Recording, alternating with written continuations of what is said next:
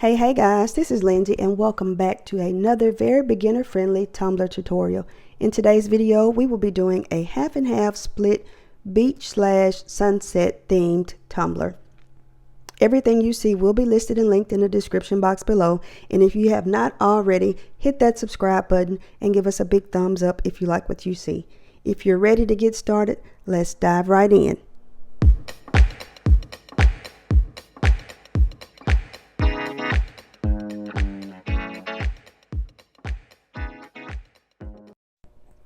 So today I will be using a 30-ounce skinny straight tumbler from Hog, and I'm just taking this 80 grit sanding block and scuffing up the surface to do the prep work.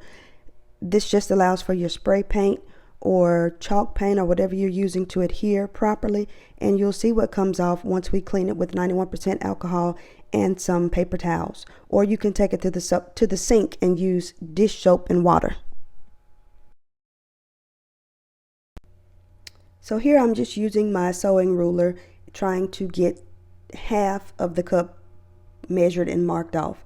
I'm going to mark it off with some painter's tape, and I'm going to mask off the entire section because we'll be using two different sets of spray paints for each section. One section will be a beach theme and the other will be a sunset. So I am trying my best to get this tape on straight, and you'll see in a minute why this is no longer a half and half, but it is a 2/3 split cup. So once I got my beach scene spray painted, I mixed 5 ml of epoxy, 2.5 of part A and 2.5 of part B, and I am just spreading it as thin as I can on this section of the cup, making sure not to go under the tape lines.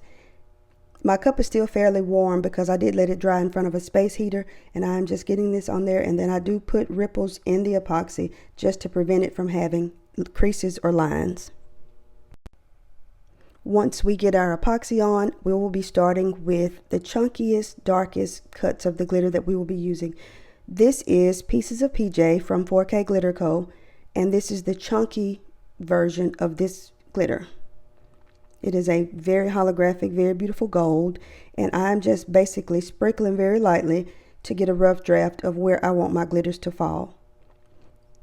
Now I'll be moving in with fairy dust, and this is the 0.015 cut of fairy dust, and this is a beautiful, beautiful white, and I'm still just a rough draft, still lightly sprinkling, and this fairy dust does give off a gold shimmer, so it blends perfectly with the gold. This is from the If You Will bundle curated by Alicia B with Alicia B Creative. And we will just sprinkle that into this blue, and it's going to give us some dimension, hopefully. And now I'm going in with Turks and Chaos. This is a 0.25 cut, and it is a square cut, and it's a very deep teal, very beautiful color, and we are still just establishing a rough draft. So once we are done with Turks and Chaos, I am moving in with Seaside, and this is also a teal with some holographic tones in it, and this is also by 4K glitter. Now this is a 4K glitter that has no name, so if you guys want to name it, just drop me some comments in the comment section of this video. But this is a mini chunky, a very, very pretty royal blue, and I just added that to the top, sprinkling very lightly. I'm going to go back in with Seaside and bring that all the way up into the blue. Now this is still very, very minimum coverage. We are not trying to go full out just yet. We just want to make a rough draft of the glitters that we will be using with this cup. And then I thought I was going to be a little bit spicy, so I added, I think this is Crush from the Glitter Guy, and this is a very chunky holographic teal, and I just sprinkled that in thinking it would give us some more dimension as well. Now I'm going in with Pieces of PJ, but this is the fine cut, and we are still sprinkling fairly lightly, but now I'm able to establish more of the colors and the map out of where we're going with this beach tumbler.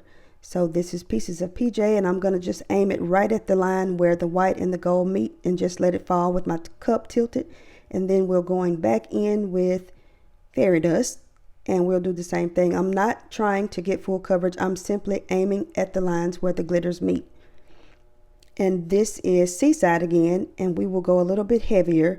I'm going to angle my cup all the way down and just let it fall completely down the cup, and hoping that it will land into where the blue and the green meet at the top.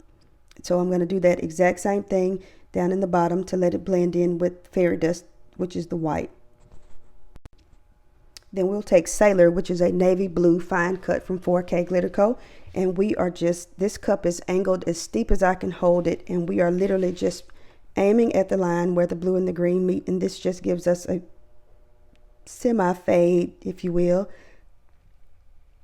But we will keep blending and adding and blending and adding, because you can always add, you cannot take away. So that is why I do ombres in steps.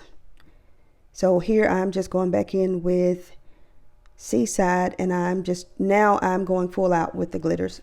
We are adding, I'm going back in with Sailor to blend in to get a good ombre with the green and the blue at the top. And my cup is angled. I don't even know what angle that is, but it is angled.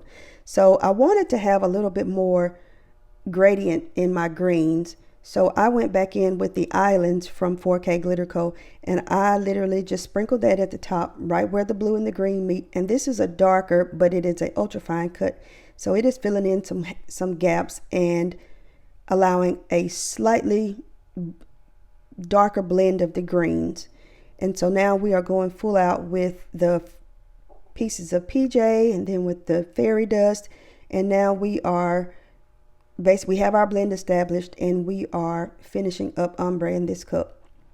And for me, I'm not the best ombre, so I go back and forth until I am satisfied with how it turns out.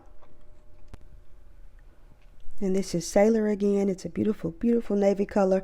I'm just going in trying to get the best blend possible between the green and the blue. I then went back in with the islands, which is a 0.008 cut, and I just laid it all out there in the green, trying to fill any holes or gaps that may have been had. And this is what we have come up with so far. So once I have everything laid on like I want, I take a piece of parchment paper and just roll my tumbler back and forth, trying to flatten out and smooth out any of those chunky glitters that may be standing up. I will put this on my rack to dry for about 3 hours, since I did use a fast set, and we will come right back. Before you put it on the rack to dry though, you want to take the tape off. I'm removing the tape, and I think this is the point where I realized, Lindsay, this is not a 50-50 cup. This is more like 2/3 and 1/3. But it still came out pretty in my opinion, but this is when I realized that I had made that error. So I sealed that beach side with 2 times Rust-Oleum gloss sealer.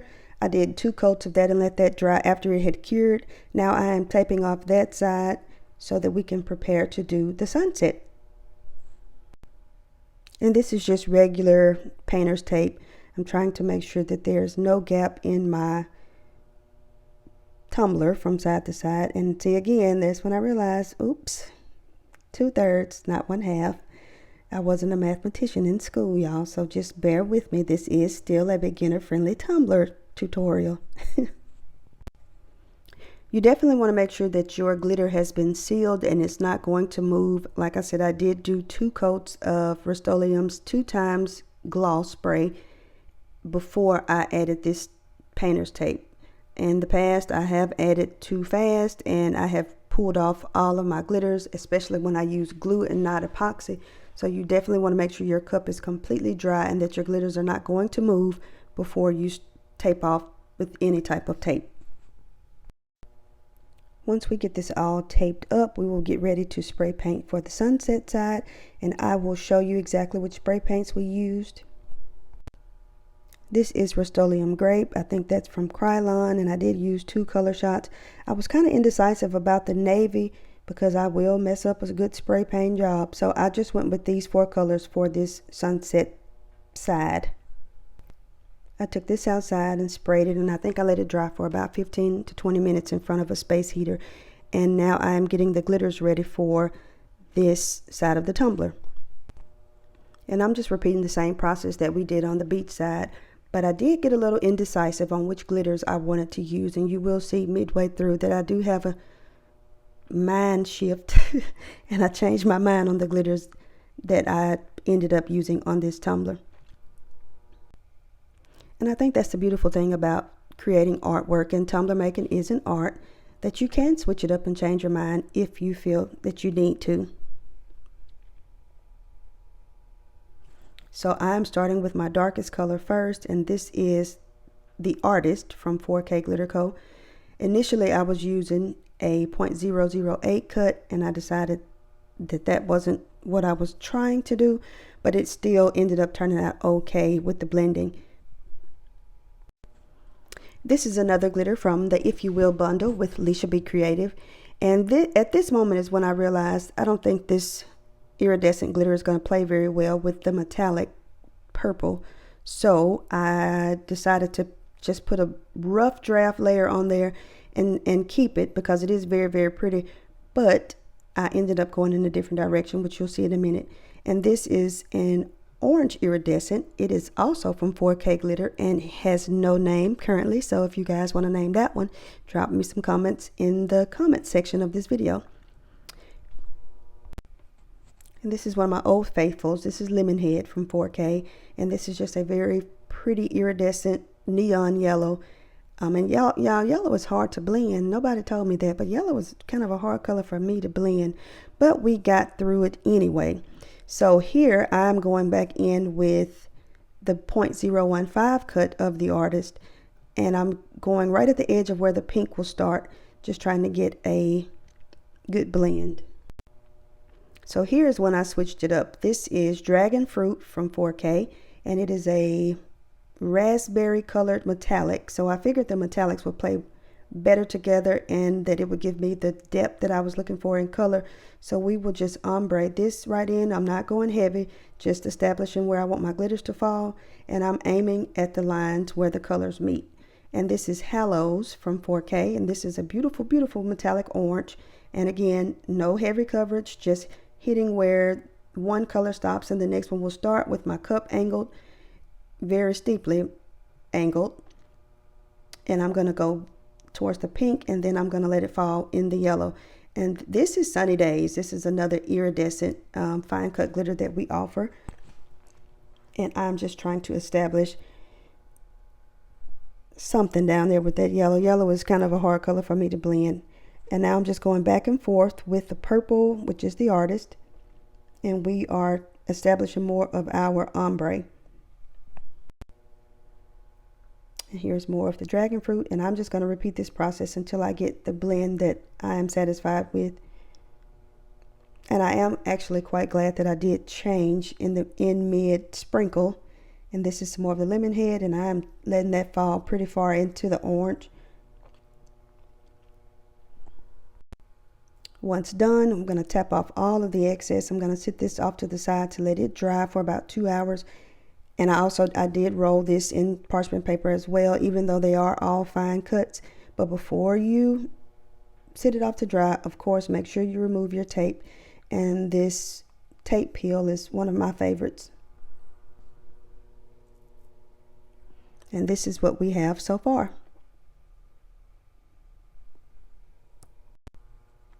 So I guess the 2/3, 1/3 cup did not turn out that bad. Y'all let me know in the comments. So now I have added 2 coats of the Flynn Sisters Fast Cure Epoxy, and it came out way smooth, which is because it's a thicker viscosity. You really, a little bit goes a long way. So I really could have sanded at coat 1, but I always do 2 just to be safe. I don't want to sand into any of my glitter. And now I'm just sanding the top rim just to expose that thin line of stainless steel so that our final layers have something to adhere to. And this is just me sanding the bottom. Now this cup had sat for about 2 days because I was working on other projects, so I did decide to sand. I had 1 or 2 little spots where the chunky glitter did poke out just a tad.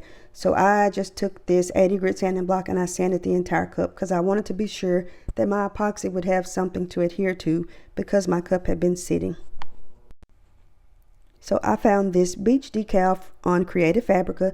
If you would like to try a trial version of that, I will leave that link listed down in the description box. But I am just cutting this offset on Oracal 651 in the color of matte white. And for the top layer, I'm using Teckwrap's Textured Gold Metallic, and I think this is the color Champagne. This is one of my absolute favorite colors of and textured vinyls that they offer. And so I just got that lined up on the cup really well. I layered it and I placed it on the cup and removed the transfer tape. Once done, I am going to seal this with CCDIY's Quick Coat. Now y'all, for this side, this was a struggle. You know, in my last video, I told you to measure twice, so you only have to cut once. Well, me and vinyl sometimes just does not get along. And I think this was my second go at cutting this because I thought it was going to go on pretty smooth because it was a straight cup, but that was not the case. So here you'll see me, I'm literally cutting around with my transfer tape already applied. I'm cutting around this decal, getting it as close as possible so that I don't have any lifting or bubbling or, you know, this decal gave me some fits.